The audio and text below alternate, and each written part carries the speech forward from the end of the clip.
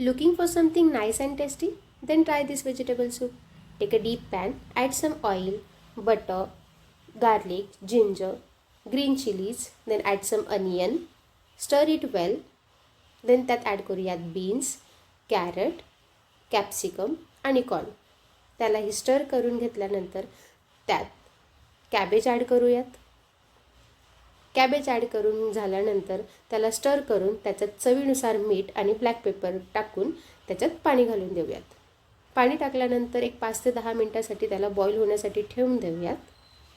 नंतर आपण 2 चम्मच रागी फ्लोअर घेऊन त्याची एक छान अशी थिक पेस्ट बनवून घेऊयात.